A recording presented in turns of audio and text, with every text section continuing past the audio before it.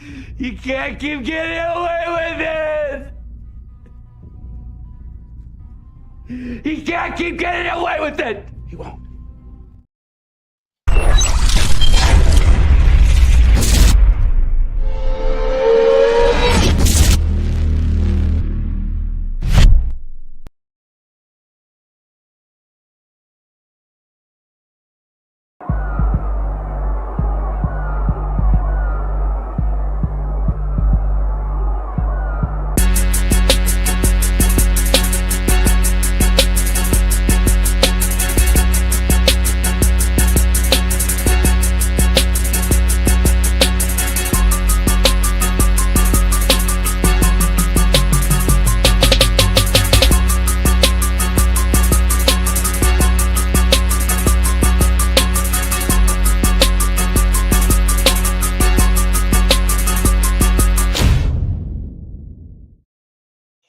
All right. Good evening, Who That Nation. Welcome to the WDN Chatline podcast. It's the host CB. I hope you guys are having a wonderful start to your week. I had the day off today, but my week starts tomorrow. But I hope you guys enjoyed your day today. I definitely did. So this is how we're gonna do this right quick. This will not be a long post game show. So what I'm gonna do is it's really not too much to talk about on the post game show. I'm not about to spend all night whining and pissing a fit and all of that because basically as you guys see the game, y'all see exactly how we got down in the ball game. It's nothing really need to be said. I will just hit on a few players that was exposed and torched and things of that such. Uh, and then that'll pretty much be the show. I will say this at the start. I'm going to watch the Detroit and Ravens game. I'm going to just keep it, a band with y'all. So what I'm going to do, as I said last week on my show, I'm going to start having a weekly call-in show. So this week's call-in show will be Wednesday night. I'm not sure of the time, but you guys stay tuned. I will have the details for you guys soon, and I will do better at letting you guys know when the show and time is. That's just like tonight. I just popped up, but I would give you guys hours in advance of when the show is going to be Wednesday. So just stay tuned for that. Trust me, you guys are have your time on the mic to you know let your bars off, as my guy Brian say. But anyway, let me get to the comment section. I see my guy JT in the building. What's up, OG? Blessing CB. See Hurricane Mike in the building. Said, who that? Who that to you, fam? Shout out to the OG Jerry Porsey at WDN. Who that to you, fam? Jerry said also on to the next game. Absolutely, fam. Absolutely on to the next game. Okay, so boy, before I even get on offense and defense, man, basically I'm gonna talk about those matchups, but really what got us in the hole was special teams. Special teams reared its head today. Um we didn't capitalize on special teams. And to be honest, like far as the crowd did play a part in that block punt, I believe. But basically just special teams, that's what caused us for the most part to get in the deficit. But I'm gonna get on that a little bit later. So let me just go ahead and get on the offensive side. Offensive side of the ball. Okay, so basically I'm gonna read out some numbers, then I'm gonna chirp on that, then I'm gonna get on the other side of the ball. So our offensive side, Spencer Rattler, 28 of 39 for 218 yards, one TD.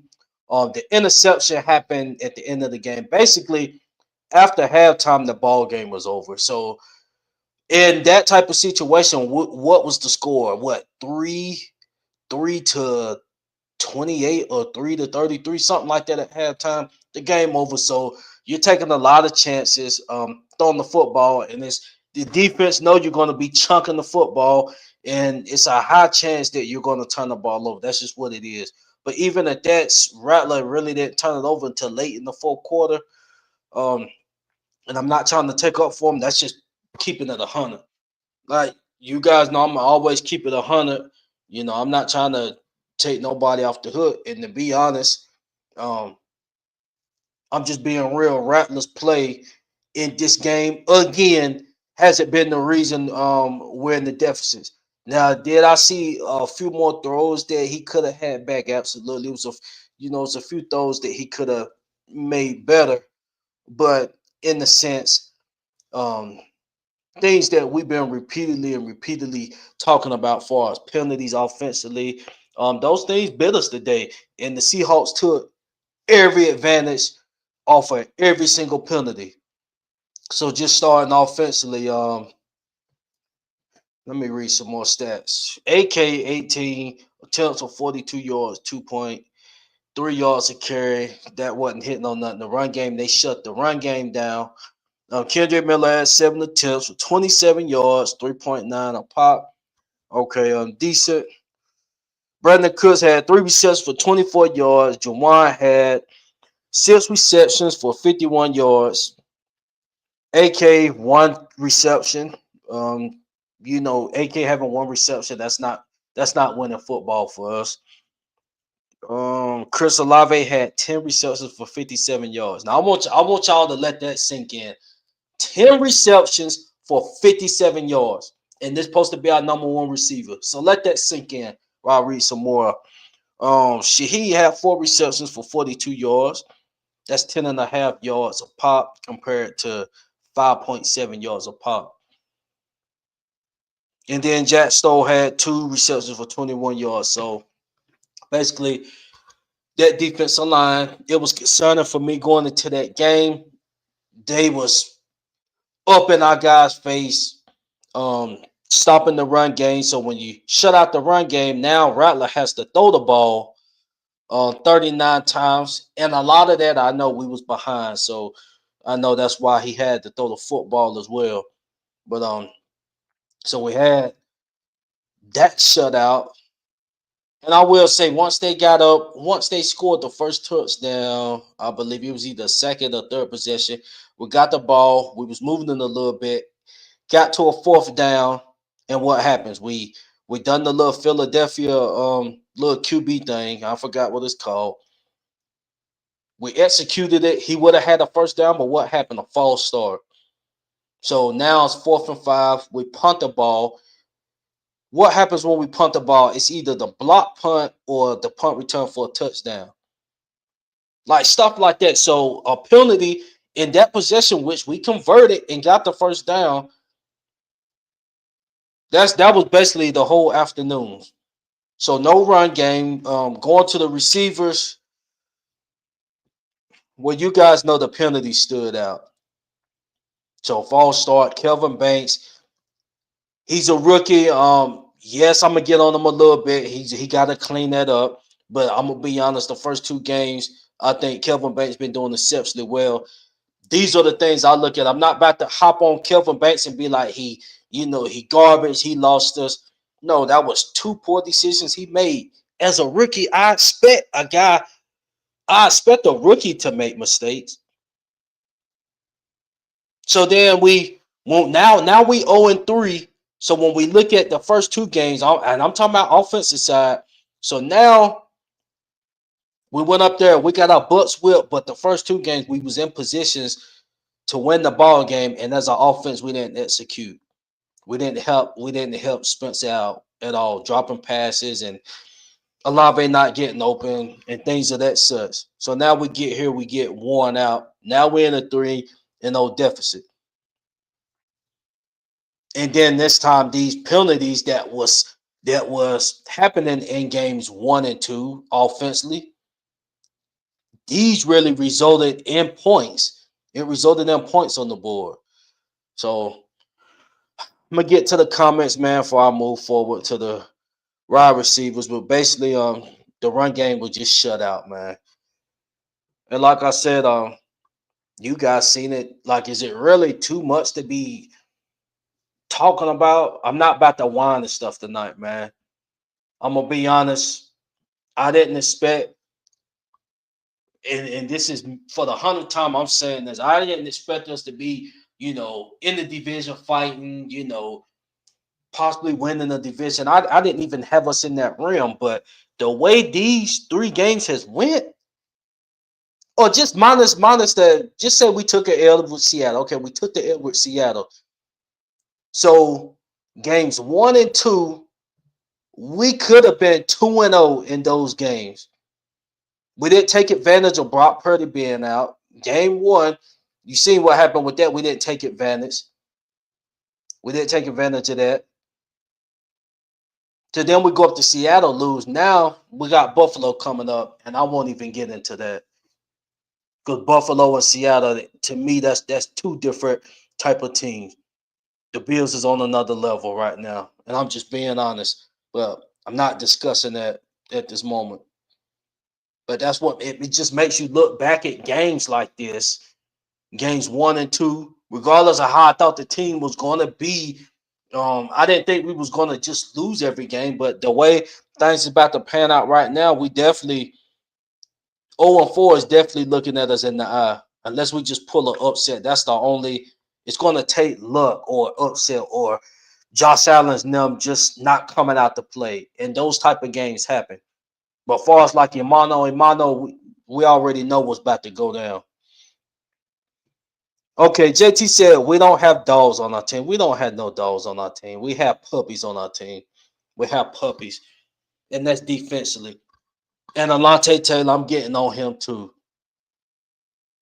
I keep talking about a bag and put Tay out there, man. I'm miss me with that. I'm trying not to cuss like that, man. To be honest, on the pod, but these guys, man, they definitely tempted me to go crazy on them. Shout out to the Nola Chop podcast. Shout out Kyle the Great. Our special teams is dumpster juice. But Kellen Moore got rid of a Pro Bowler that's been on the team for a minute. I mean, I don't know what went into that. Um,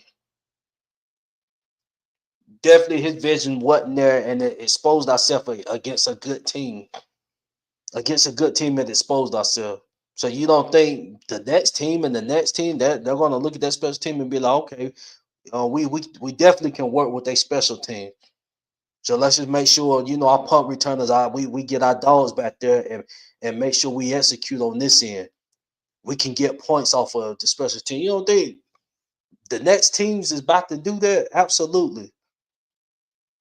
But you getting rid of Vet and JT Gray. I know he was going on 29 or 30. If he's still producing, let him stay till he can't produce no more. It's guys like that, and he really been a staple for this Saints. Yeah, his name wasn't out there in the limelight and stuff, like he getting all the catches and stuff, but special teams, he was one of the best, if not the best special team player in the game. And that's facts.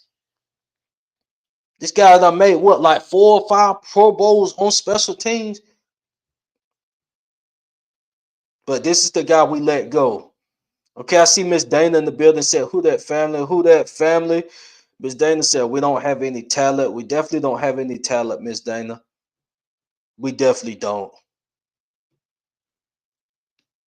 We don't have no number 1 corner. We don't have none of that. But like I said, getting on that side in a few minutes. I'm going to read these comments, then I'm going to get to these wide receivers. Shout out to RG Scott said, who that? The game was too comical for me to be mad or upset, but my goodness. I'm going to be honest, fam. I had a situation that happened yesterday. I was unable to catch the game, but I was just looking at my phone. I was like, well, of course, I'm going to have to just have to catch the replay when I get home. But when I seen the score and stuff, I just decided to watch it a couple hours ago when I had free time. So to be honest, I'm really glad I didn't watch that live yesterday. But yeah, even just watching it, it was very comical. Very comical, fam. JT said no leaders, no game changes, no yards after the catch, no consistent pass rush. No game changes offensively. No yards after the catch. No yards after the catch. No yards after the catch. But we supposed to have a number one receiver on the team. Man, miss me with that. Miss me with that.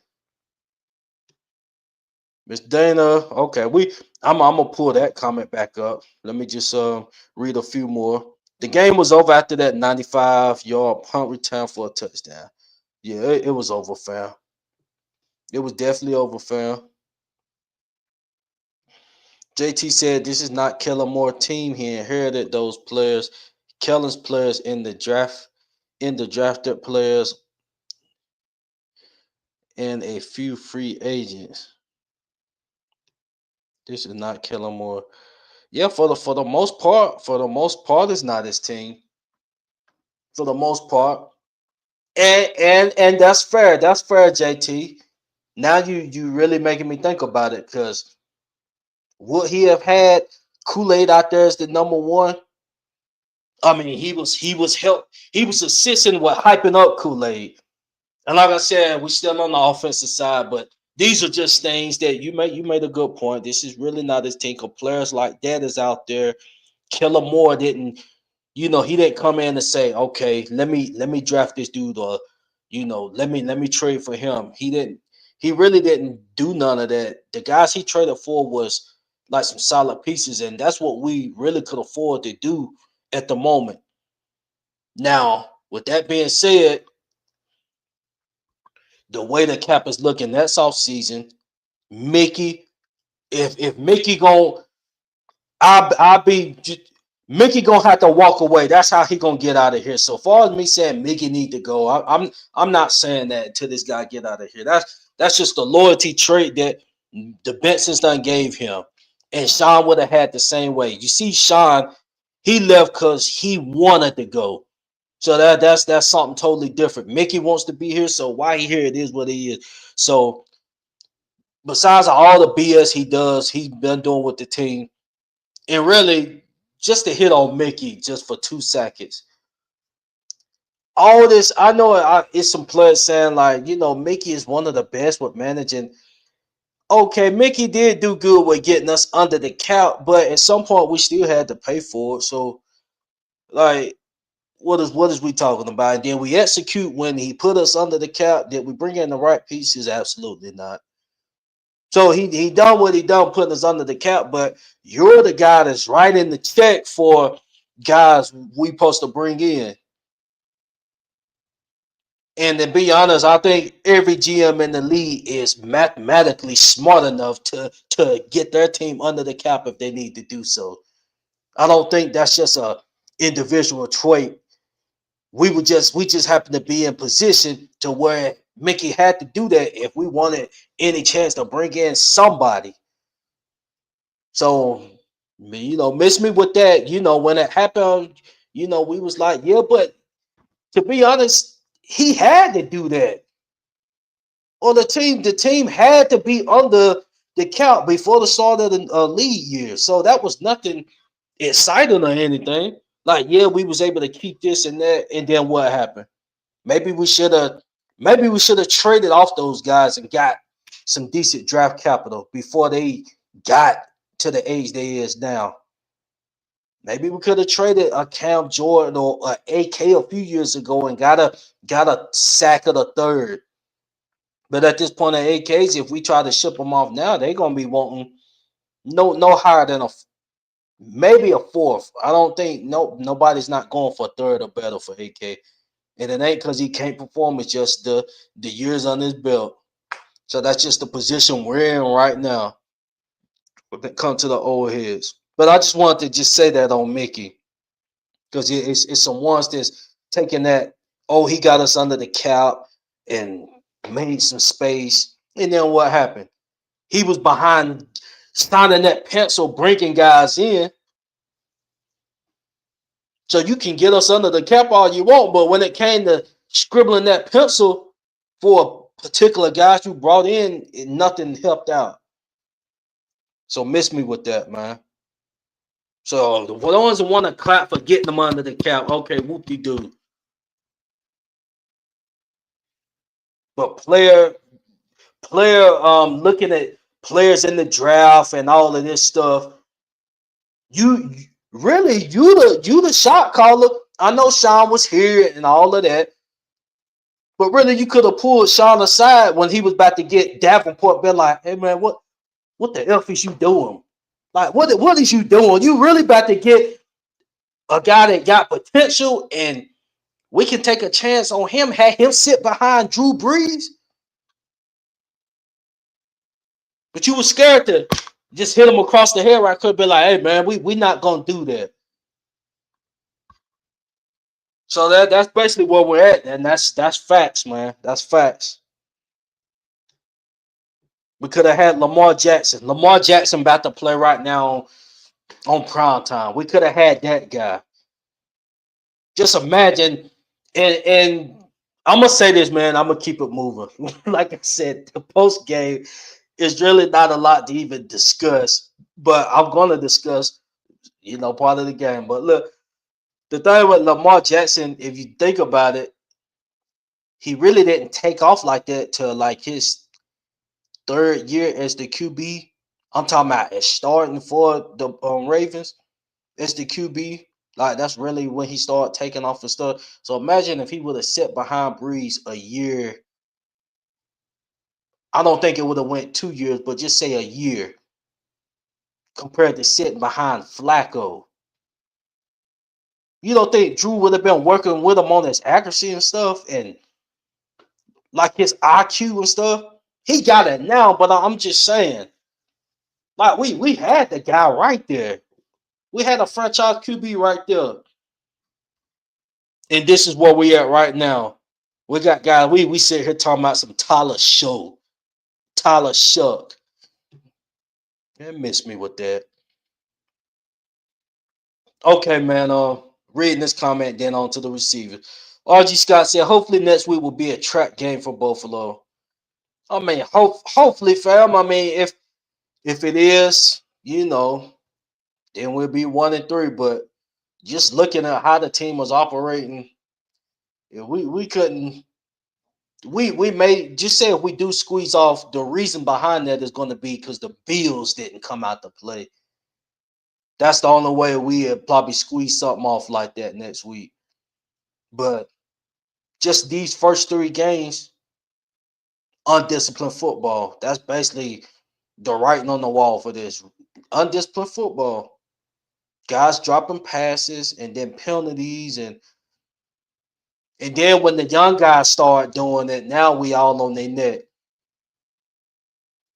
And I know Kool-Aid, a young guy, like I said, I'm going to get on him in a minute. Okay, so going to the receivers. Chris Olave, he had 10 receptions for 58 yards. 10 receptions for 58 yards. I'm gonna make sure 10 receptions for 57 yards, 5.7 yards a carry, a catch. His longest was 9 yards. And I don't know who the Joby guy is at corner, but he played solid yesterday. But you telling me the Joby guy, unless I'm kind of behind on the QBs in the league. But I don't recall the Joby guy being like I'm talking about like one of the elite corners in the game. And you telling me you couldn't get off on him? Or you kidding me, Olave? But you won't. We talking about payday. We're really talking about a payday for Chris Olave. This guy's not a number 1 receiver, y'all. This is not a number 1 receiver. Why is Jawan Johnson? To me, Jawan Johnson is. To me, it seems like Jawan Johnson is getting more targets than Olave. Now, I'm pretty sure Olave done got more. I think he had the most targets on the team going into the game, but just by the eye test, it seems like Jawan is the one making, the tough catches and stuff for the team. You doing little out routes and stuff like that. Like we need you. You're not a game changer.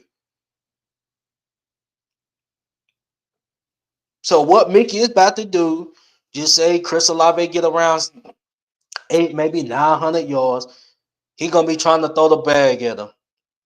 Mickey, if I were you, man, I would get this. I would see what the price is for Olave. See what the price is for him. And unless now don't trade him for nothing. Now if a team talking about a fourth or lower, then no. No, I don't agree with that. We shouldn't be trading Olave for a fourth rounder or lower. But if we can get a third for Olave, I'll take that. I would take that any day. A third for Olave. That's better than him getting in the free agency. And what you're gonna have is one of these teams. What you're gonna have is one of these teams, maybe like a Vikings or somebody like that that'll bring Olave in. They'll give him a nice little payday to complement Justin Jefferson.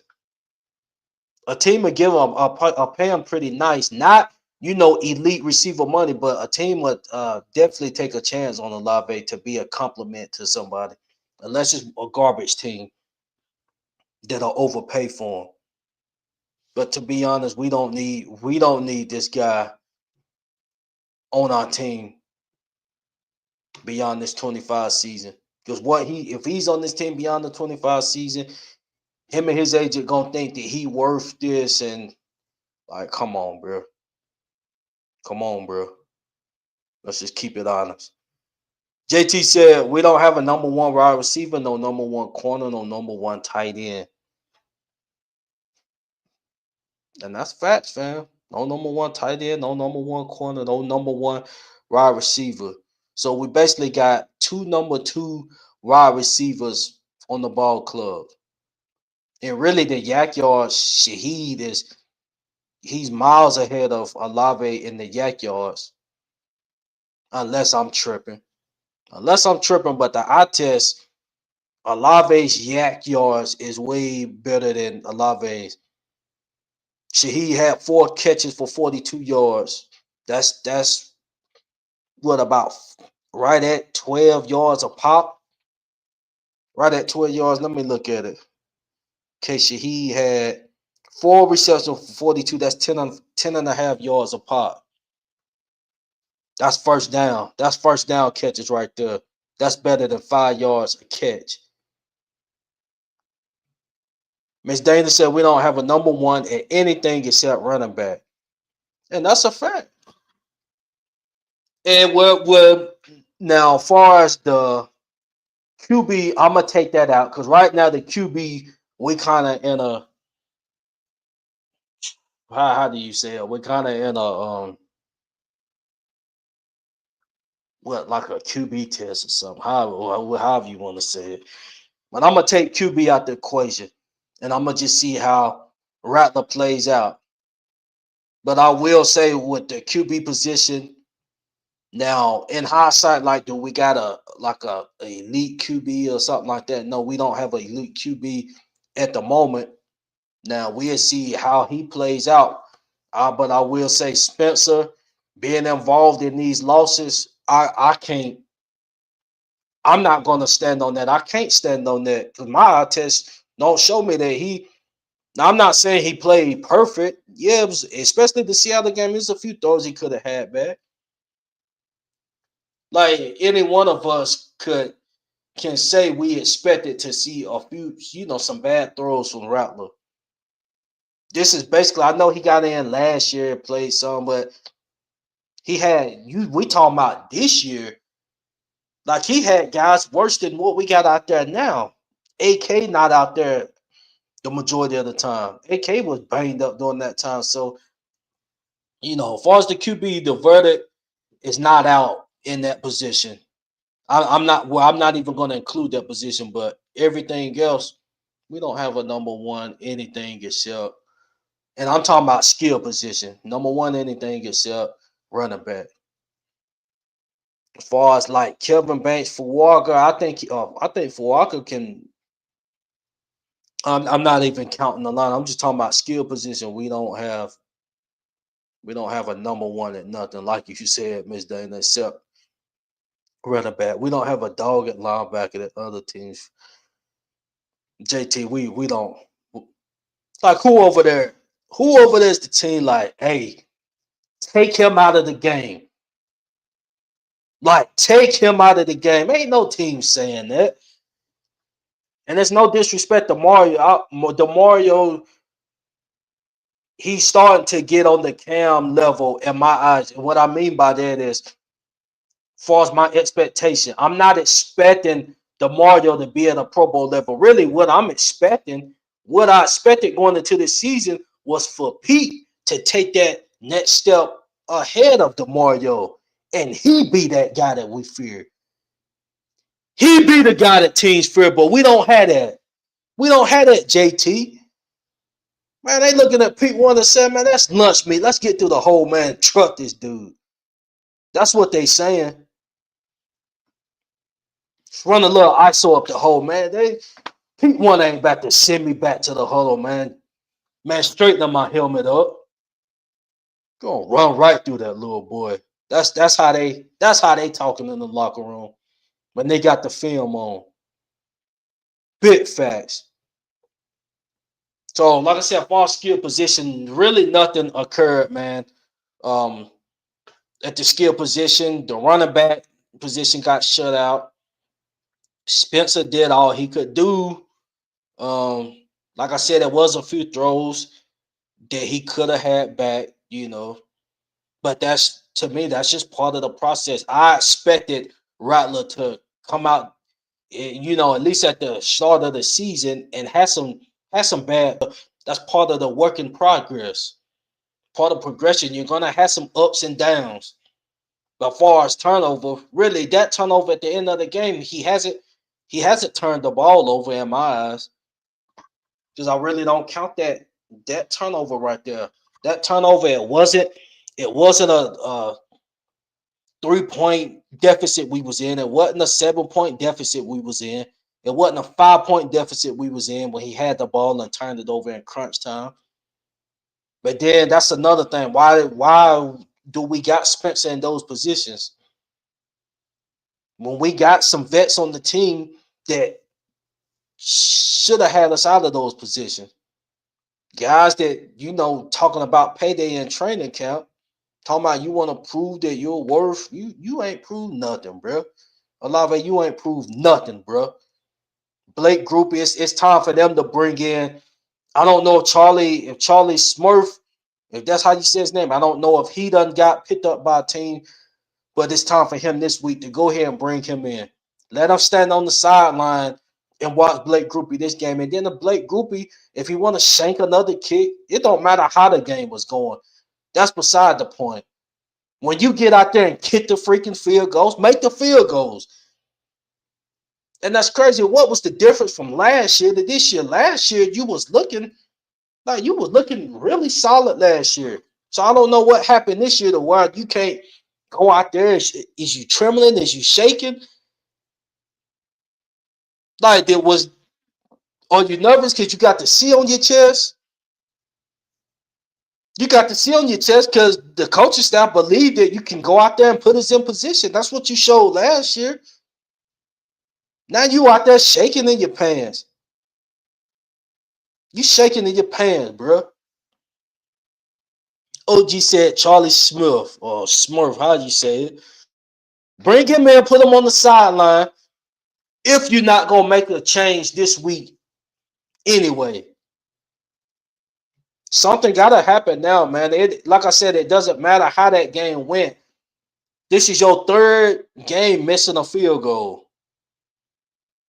And I know in this one, it happened to be a 51-yarder, so it just is what it is. When you get on a trend of missing, it really don't matter where it's from if you continue to miss. This is what it is, man. So offensively, like I said, those penalties killed us offensively. That 4th and 1, we done the little Philly thing, made the first down, false start. I don't forgot on who it was. Backed us up. We punt. They either crib that punt or we or they got in field goal range. No. They either cribbed the punt or blocked the punt and got them in field goal range. It was about, due to the offense and special teams, man, Seattle had the football with at least in a 50-yard field goal range, 85% of the game? At least 50, about 50, 51, 52 yards. They was in field goal range for a long shot. I'm talking about just starting off on first down, receiving the ball off of a punt or where they took the punt. Their punt return took the ball. Like, that was just atrocious. But I'm gonna go ahead and get on the other side. Like I said, man, I'm about to catch this Ravens game. Man. Miss Dana said, I would like to see Vail and Trey Palmer on the field with Spencer and see the difference it makes compared to Olave. I'm gonna be honest, man. Trey Palmer, I don't know exactly what went down with, why the Bucks got rid of him or why they waived him, but it's some potential in Trey Palmer. Why not put him in Brandon Cook's position? What is Brandon Cook about to provide for us at this point? What, a 3-catch, 26 yards, 3-catch, 30 yards? You might as well get that to Trey Palmer or Mason Tipton. Give it to those guys. Because Brandon Cooks ain't about to make nothing shake, and I really wasn't expecting him to come in and make nothing shake. To be honest, I was kind of wondering why was he going to be our number 3? This is things I said in training camp. I'm not trying to look like like the smart guy. Not like, it ain't about being the smart guy. Some things are just facts. Man. I'm not saying Brandon Cook should be demoted. I'm just saying at this point, where nobody is being a game changer at the receiver position, even she to an extent. Now, he have made some deep catches and stuff like that. That one-hand catch, the 49ers, this game, really nobody got off like that. But put Mason Tipton, Trey Palmer, Vail, let these young guys go out there and eat. You might as well see what you can get. It ain't no use of, like, for real. So, yeah, I definitely agree on that. Shout out to Miss T Mama, who that CB. Welcome, Miss T Mama, to the podcast. Welcome.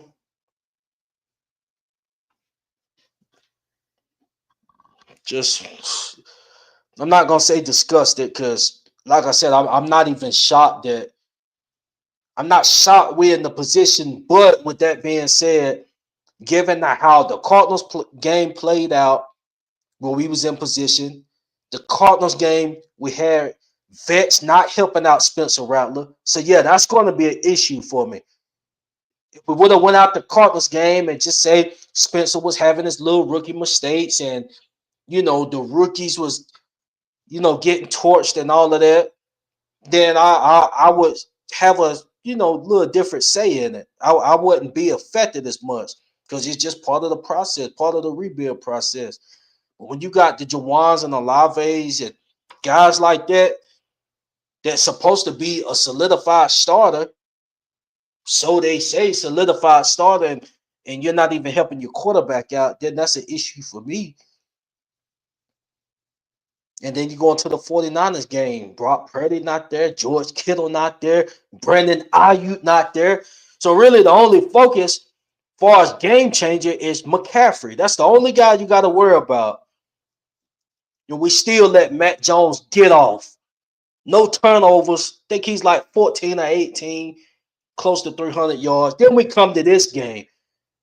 Now the things that we was doing in games 1 and 2, the penalties and the false starts and stuff, that bit us in the tail. That bit us in the tail along with special teams not showing up. So it was just an ugly day yesterday. So yeah, that frustrates me when the vets is not helping these young boys out. So okay, so to the Saints defense. The Saints defense, I'm gonna go ahead and start out with Kool-Aid. Kool-Aid definitely was getting torched yesterday. I'm gonna be honest with y'all, who that nation. And I'm not trying to throw dirt on Kool-Aid. Honestly, Kool-Aid, this is his second year, so he's still considered a young boy to me. But my thing is, I blame this on the coaching staff. I blame this on the coaching staff. Why is you allowing this guy to be the number one guy? He didn't show no traits last year. Unless I'm tripping, he didn't show us no traits last year that he was going to be our number one guy. And that's why I was saying in mini camp, going into training camp, Tay was supposed to be our number one corner. Now, what Tay been doing, especially this game, like we talking about bad for Tay. I'll get into him in a few seconds, but I just thought Alante was going to be our number one guy. That only make things right. Why you throwing a young guy out on the island and it doesn't get better next week? So why do we got Kool-Aid as our number one guy? You threw him in the fire. So yeah, Kool-Aid, no. Definitely, I just see T Mama said Kool-Aid, no sir. You right about that. I do blame the coaching staff for putting him in that position though. Because I think wasn't Kool-Aid banged up a little bit last year, so they can't say that he went out there and done this, that, and the third. So that's why the team, I'm gonna be honest, you had Will Johnson sitting right there, and we wanted to go with Shuck. But that's another argument for another day. Because just those two throws, man, something about that just pissed me off, man. Just let Spencer finish the season, please. And I'll just leave it at that. But anyway, man, oh boy. Anyway, back to Kool-Aid. I don't know why they threw him in that position just because he was hot in training camp. So basically, if you're going off a train, if you're gonna react like that off a training camp, then why Mason Tipton ain't in the ball game? Because to be honest, offensively, Mason Tipton was the highlight of training camp. I mean, do y'all agree who that nation? Who was the star of training camp? Was it Mason Tipton or Kool-Aid? I mean, they say Kool-Aid was, eating like that, but in the preseason, I didn't see nothing when he was out there. So we really just going just off of practice when you got, preseason work to really see what he like. So what is we doing? Why Mason Tipton man out there and we're gonna throw Kool-Aid in the fire? Why Mason ain't getting no reps in the slot? That's what I'm trying to figure out, who that nation. If anything, man, you got a 3-year vet going into his fourth season. Alante, I'd rather Alante get that exposure than the young guy. Now his confidence is torn. You let this guy travel with the Jibba Smith or whatever, however you say his name. So how do you think that played out? Then Alante got work too. Okay, on to Alante. Alante, do I see CGJ tendencies in him? I mean, is he displaying that type of play from that CGJ brought? They traded CGJ. You was supposed to be the next guy up. I think that was the reasoning behind them trading CGJ in the first place. I know contract numbers had something to do with it, but you was supposed to be that next guy up. You supposed to be the next guy up, and you out here getting burnt and stuff. And you, before the preseason, you talking about a bag, like you want to get on the outside and prove you can get that bag. Where? Shout out to my guy who that 5L. Where? I can't wait for the phone line show on Wednesday, man. Who that 5L? If you hear me, I want you to be one of the callers, along with everybody that's tuned in here. Please, just for a reminder, Wednesday night will be the fan call-in show. So I'm going to get on, work on bringing the show, and then I'm opening the phone lines just like I did last week. and you guys can have at it. Thoughts and opinions. I want to give y'all the floor to talk, man. This is the type of podcast this is, man. I want to interact with the fans. Let you guys talk. Miss T Mama said, "What happened in Seattle?" I'm gonna be honest, Miss T Mama. I mean, I'm pretty sure you know what happened now, but if you really didn't know, it ain't. Don't worry about it. Don't worry about it, Miss T Mama. Fortunately, that happened mainly the cancellation because to go up to Seattle is expensive. It's more expensive than Cali. Would have been pissed off if all that money was spent knowing now. Oh yeah, I agree with you, Miss T Mama. And to be honest, man, I'm gonna attend Saints games this year. Like the Saints, when they come up to Charlotte and play, I'm gonna be out there. And then I'm going out to Tennessee, watch that game. So I'm already going to two games. Will I be coming down to NOLA this year? I'm debating that right now. I love NOLA, man. I love NOLA. Um, but to be honest, if I come down there, it's only gonna be just to turn up in NOLA. That's it. I mean, I'm talking about when I'm spending my money. That's gonna be the only focus. Of course, I'm gonna go to the Saints game and stuff, but it's not gonna be because I want to watch the New Orleans Saints play. Because I mean, at this right now, I don't want to invest money into this team. Going to the live game, watching undisciplined football. That's not what I want to be seeing.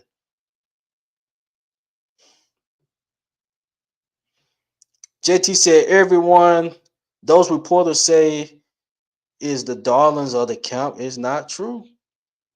Kool-Aid, I'm gonna be Kool-Aid. They said, according to the reporters, Kool-Aid was the guy out there shut things down. He was supposed to be the guy. And obviously he not the guy. But like I said, on the other hand, I do blame the coaching staff for throwing him out there. For throwing him out there in the fire like that. Because what did he do to prove that he was the number one corner? What did he do? Have a good training camp?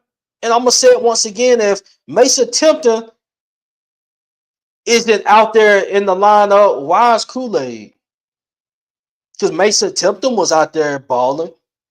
And he went in the preseason and done the same thing. So why is it Mason Tipton getting reps?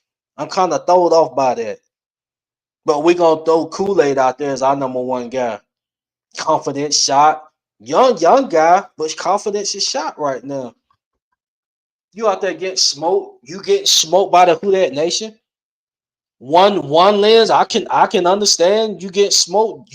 They put you as the number one guy. You was talking that ish, in the training camp press conferences. So you gotta stand on what you saying. You a grown man, you gotta stand on what you saying. It is what it is. You gotta stand on what you saying. You talking like you gonna be that, like you gonna be him, then stand on it and be him. Not saying you gotta be no number one corner in the league, but that type of burn, man, no, that's unacceptable. If you need time to develop, then they gotta make the switch now. Make the switch now, Kellen. Make the switch now before we go up to Buffalo and you turn the young boy's confidence down. You turn his confidence down, man. You turn his confidence down. Get somebody else.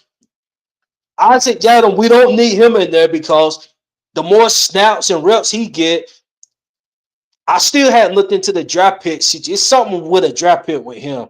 We lose a supplemental, pick or something like that. But that's about it. That's about it. Miss T Mama said Kool-Aid is not a number one. He is not better than a banged up laddie daddy. Still to this point, don't understand why we get rid of Lattimore. Still don't understand why we get rid of Lattimore, to be honest. Just is what it is. I don't understand why we got rid of Lattimore. And I keep saying that. Lattimore is better than everything we got on this team. And that's just the facts. Why didn't we get Will Johnson at 40 instead of getting Tyler Shuck? Why?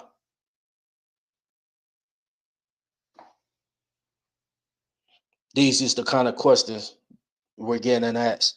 That's why I was saying back in training camp, well, towards the end of training camp, I wasn't saying that like Shuck was better than I wasn't saying that like Shuck is better than Rattler or anything like that. I was just saying if the competition ended that closely where it was too close to call, you might as well just throw the 40th pick out there. You might as well to see what he got early. So now what you about to do is if Mickey is smart, if he want to be smart and start trading some pieces, if we 1-6, 1-7, when is the deadline? Week 9. So we had 8 games in. If we 2-6 or 1-7 by the deadline, come on now. We got just respect for AK. Let's send him. Let's send him to a contender. Like, come on now. Let's respect AK. Unless he want to do a Cam Jordan and retire here. If he's not on that type of time, yeah, come on now. Let's do Cam. I mean, let's do AK some justice, man. Let's get him to a contender. Let him compete, man, before he start getting washed up. I see my boy B in the building. What's up, B? Don't understand why we got blowed out like that yesterday.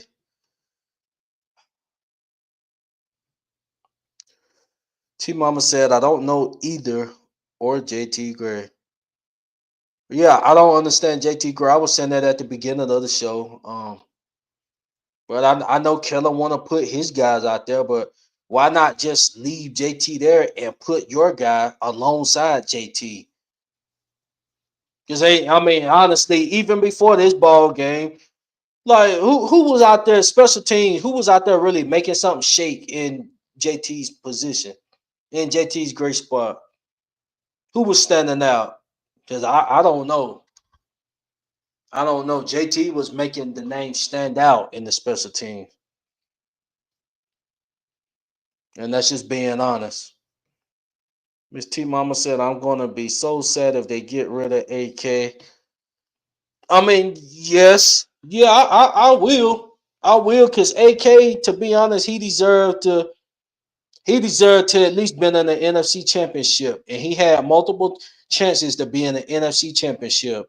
We had that Minnesota Miracle. It started with the Minnesota Miracle. Just think who that nation, the crap we done been through. The Minnesota Miracle. And then following that was the no call with the Rams game. No. Let's go back. It started with the 49ers. With that 49ers when they hit Pierre. That game. Then we go to the Minnesota Miracle. And then we go to the Rams no call. And then we go on to the Buccaneers. So AK done been through a lot here, man. But yeah, they definitely. I mean, I just wish we could have done more for AK. We could have done more for him, and that's just being honest. Jerry said 06. Yeah, yeah, that's true. But I'm talking about a team that was well put together, and I'm not taking away from the 06 team. But nobody, if we're gonna be real and honest, none of us expected Sean Payton to come out with that team, and we didn't know what we was getting out of Drew. And we didn't know how good. The only thing that really gave us hope was us getting Reggie. Us getting Reggie. Drew Brees was a question mark. Joe Horn, he was hitting about 30, if he was not in his 30s. So, like, as far as like, playmakers like that, like we really didn't have it like that. But we was able to make that 1-2 punch with Deuce and Reggie. We made that happen. But I can't count that year as far as like as an opportunity, because to me that was just more of a, well, in reality it ended up being, you know, I guess you can call it a fluke year because 07, 08 we went 7-9. So if you really got a solid team like that from jump, it'll show the following seasons. So after that, it took us 2 years to regroup, and then 2009, that's when we put that powerhouse together. So the potential was there. He brought the pieces in, and they start building together. And then we had to regroup 07, 08 to really assemble the team. Then 09 we came out there, and that's when we was like that. That's when we was in the playoffs constantly. The Bounty Gate year doesn't count.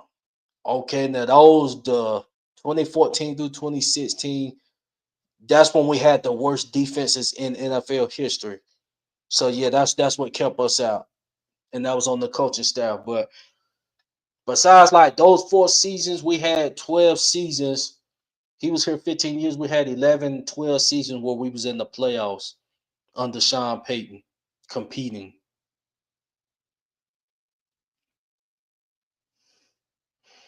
Okay, B said, yeah, y'all had some heartbreaks in the postseason, had multiple opportunities for multiple cheer. Yeah, agree. We had a lot of heartbreaks. JT said it's a young person game. We have to get young at the running back, linebacker, DN. Running back, I agree, JT. Now AK, he he might be he could, this one, the AK situation could get tricky. I mean, as far as like as a person and all that, yeah, he was a cool guy in the media. But when we talking about business, we got, if we trying to get better as a ball club, it just gotta. And I know Miss T Mama, I know that the business part of it, especially the way this season, if it continues like that, we gotta make the business decision. If Mickey want the New Orleans Saints to rebuild and improve, if he want to put personal involved, then we can just continue to go down the road, and then we're gonna get in a state where we're having multiple seasons in the lottery pick. Multiple seasons where we're in the lottery pick. So, and like I said, I didn't mean to get off subject. I know I'm talking about the defense. I mean, what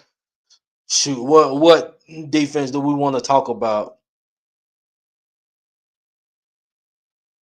Sank, I seen him made a miss. I seen he got burned on a play. He's a rookie mistakes. I'm not about to hop on that and jump all over his neck. He was covering that Smith guy. He one of the top. He a top 12 receiver in the game. He's good enough to where Seattle that had no problem getting rid of DK. To be honest, so he's that good to where they was comfortable getting rid of DK Metcalf. Sam Darnold. You want to know his numbers? This is what I conclude the defense number. This pretty much wraps it up on how the defense played. Sam Darnold was 14 of 18 for 218 yards, 2 TDs, no interceptions, had 154.2 QB rating. 154.2. 18 passes, 14 of them completed. That's ridiculous. Going to the far as the far as the rushing attack, didn't nobody really get off, but to be honest, they was in freaking field goal range, like I said, almost every possession. So they wasn't getting the ball on day 20, on day 25, and had to drive up the field. They ain't had to do that game.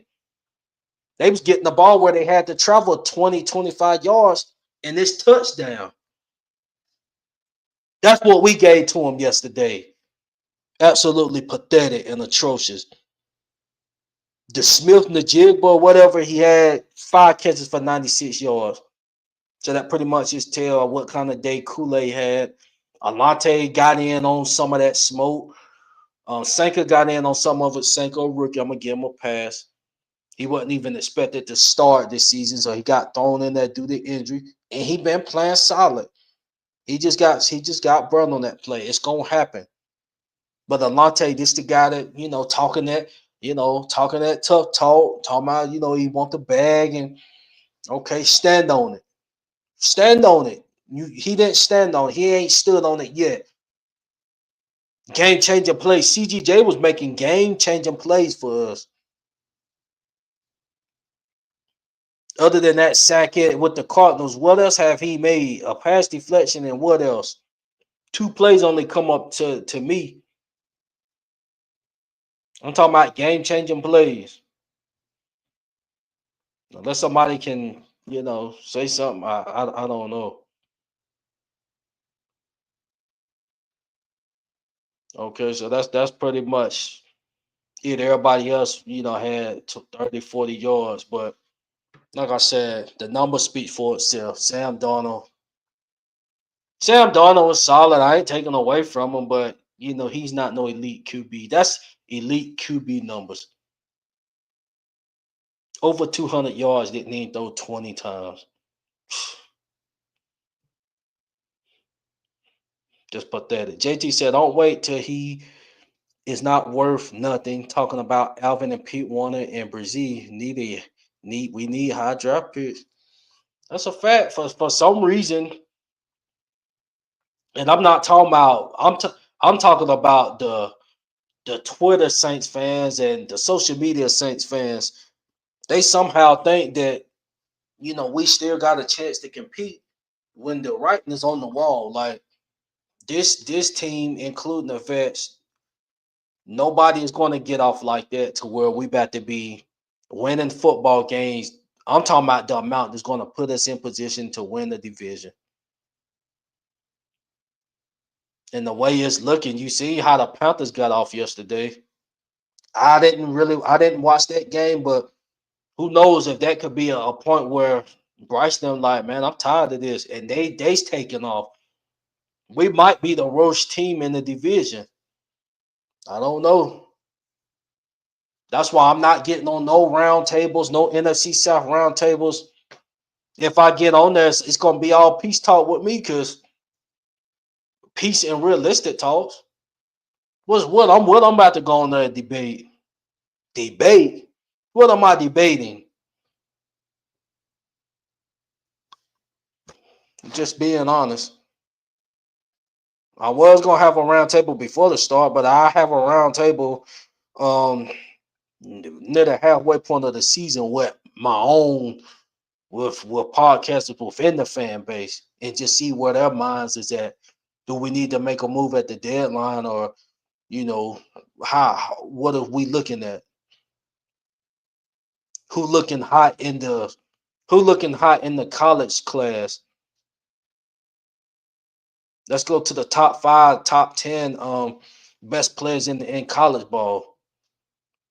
That's where focus need to be at. If this trend continues, Chase Young, Chase Young, I really don't have too many words for him. He absolutely a thief and a robber. Miss T Mama, thief and a robber, 3 straight games.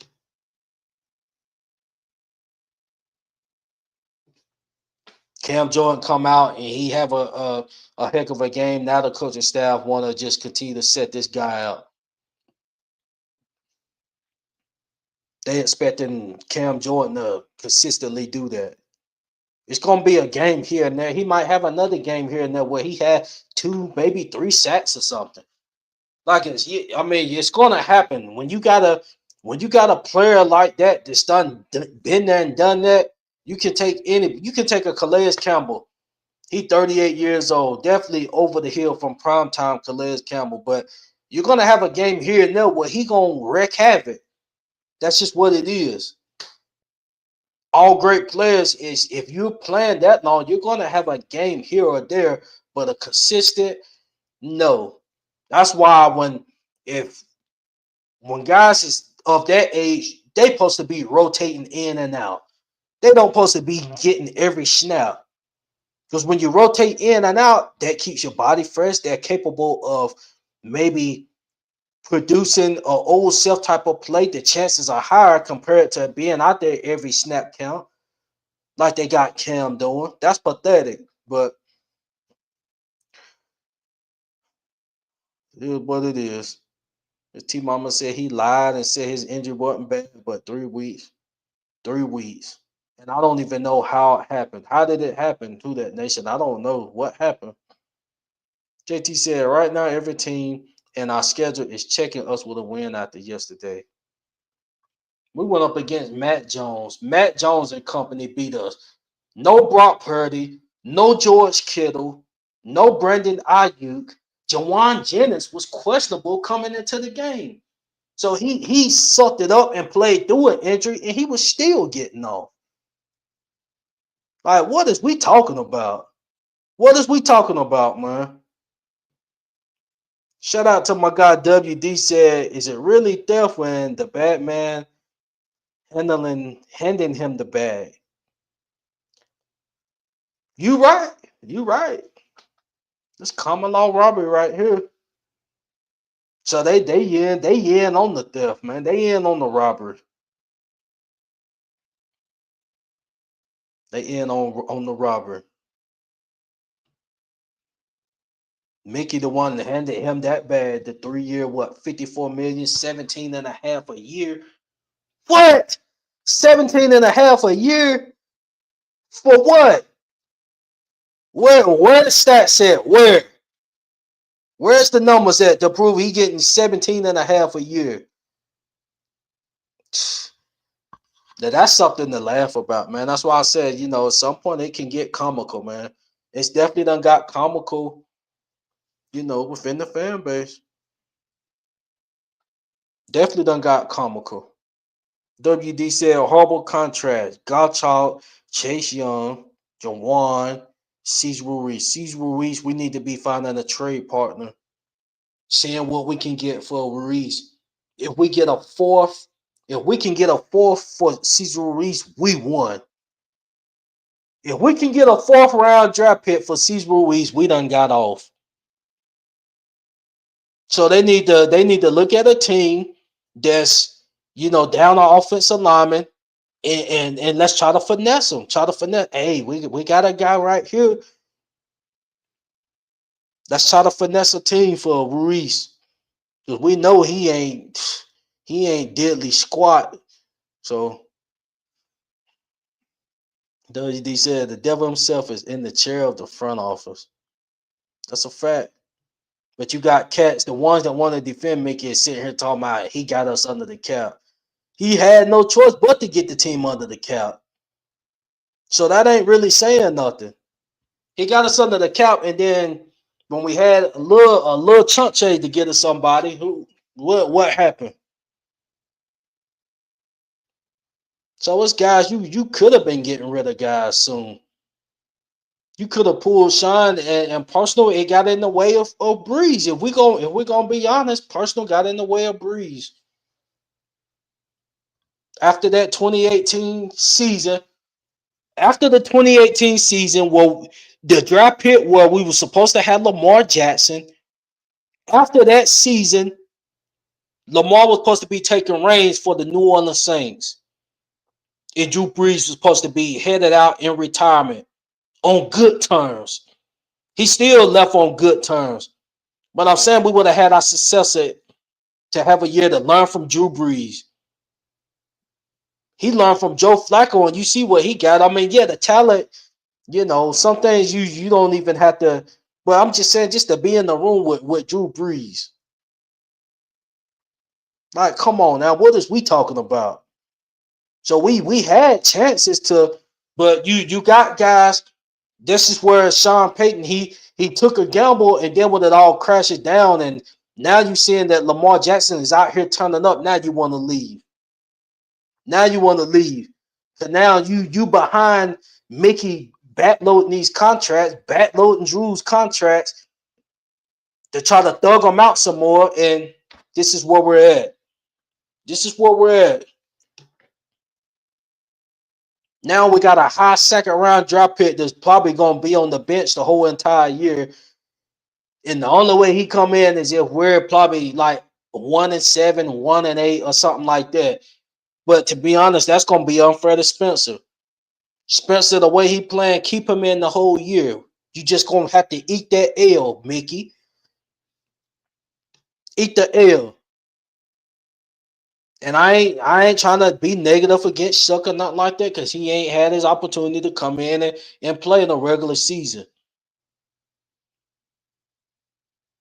But we had a chance, like you had a chance to get, like, now if we would have got Jackson Dart, then it's and you wanted to go with Dart. I don't think nobody really debating that. And we could have got Shador too.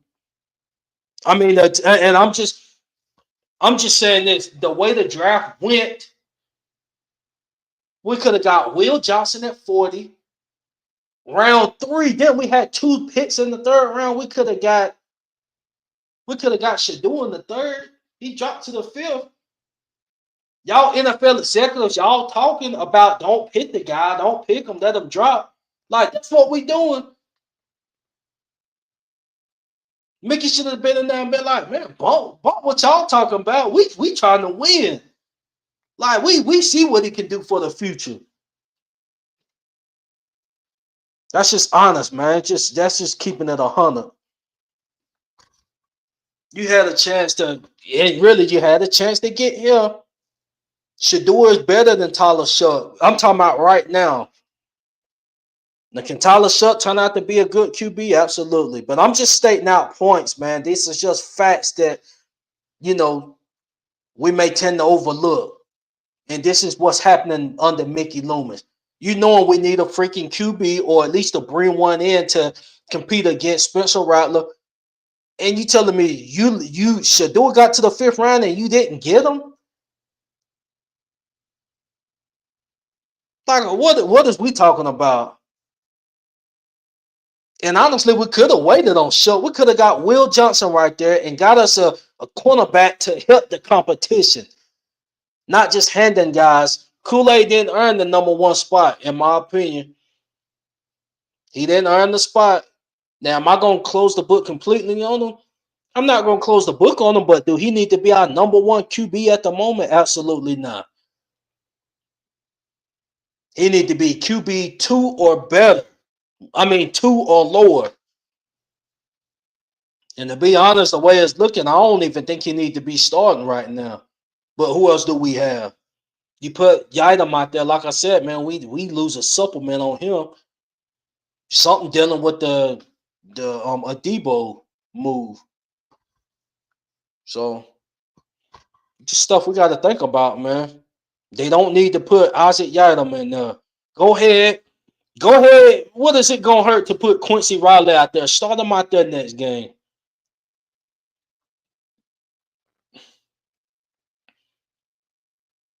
It don't make no sense, man. It don't make no sense. But who that nation, man? That's about it. Like I said, I'm trying to catch this Ravens game. It's not kicked off already, but it is what it is, man. At the end of the day, it is what it is. We're 0-3 right now, and we're going to Buffalo Sunday. So, and I'm gonna be honest, I work that day. I'm gonna still catch the game, but most likely we're gonna be getting a post game show on Monday instead of Sunday, unless I just come off and feel like doing one. But just another reminder, who that nation, please. This Wednesday night, we're gonna have a fan call-in show. Wednesday, let's see, we're probably gonna do it probably about 7, 8 central, but I have the details set out. You guys just be on the lookout on your social media page, whether you're on Facebook, Twitter, or YouTube, and you will see that fan call-in show will be Wednesday night. It'll be Wednesday night. The time is not confirmed yet to be announced, but you guys call in. And like I said, I enjoyed that call-in show last week. Like literally, I met some new faces, man. Shout out to Who That 5L, and it was two other guys that wanted to call in. I encourage you to come back. Wednesday is the show.